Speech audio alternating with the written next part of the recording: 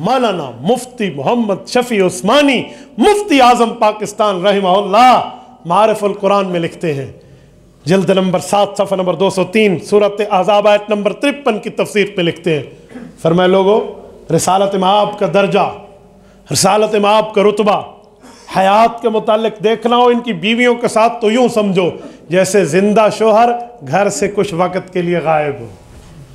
जिंदा शोहर घर से कुछ वक़्त के लिए गायब हो तो गायब जिसका शोहर हो जाए उसकी बीवी से निकाह तो नहीं होता, इसका शोहर तो अभी कहीं गया हुआ है।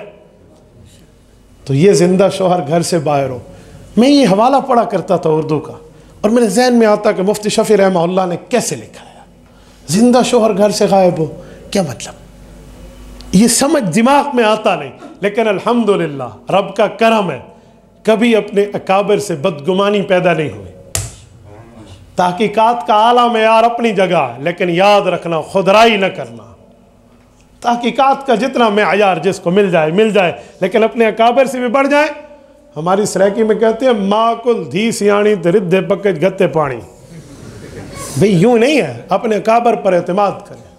इमाम अहलुस सुन्नत वल जमात उस्ताद ज़िल मुकर्रम हज़रत मौलाना मोहम्मद सरफराज खान सफदर रहमहुल्लाह खुद अपने बारे में तारीर फरमाते हैं कि बाज़ औक़ात ऐसे ऐसे सवालात मेरे सामने आते जिनका हल वक्ती तौर पे न होता, लेकिन मैं अपने अकाबिर की तहकीक पर एतमाद करता, खुद राय न करता। एक वक्त आया सारे सवालात हल हो गए।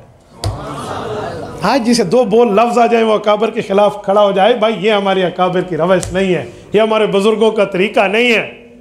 मैं एक हवाला और आपके सामने रखता हूँ। मकाम अबी हनीफ़ा एक किताब है, इमाम अहलुस सुन्नत रहमहुल्लाह ने लिखी है।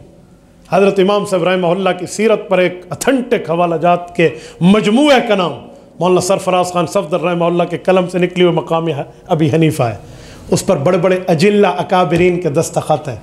उनमें एक दस्तखत शेखुल हदीस जामिया रशीदिया साहिवाल हज़रत मौलाना शेखुल हदीस मुफ्ती मोहम्मद अब्दुल्ला रहमहुल्लाह के भी हैं।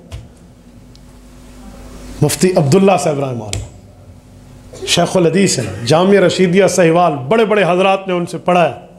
आपने मौलाना तर जमील से भी सुना होगा कि मैंने बुखारी अब्दुल्ला से पढ़ी, उसने खैर मोहम्मद से पढ़ी, ये वही अब्दुल्ला है।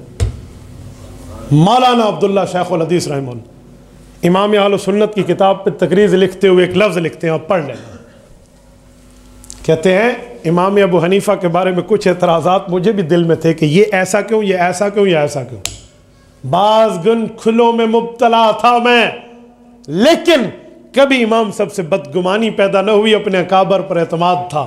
शेख सरफराज अल्लाह तुझे जज़ाए खैर दे, तूने किताब मुझे तस्दीक के लिए भेजी, मैंने पढ़ी तो मेरे सवालात दूर हो गए, मुझे उनके जवाबात मिल गए।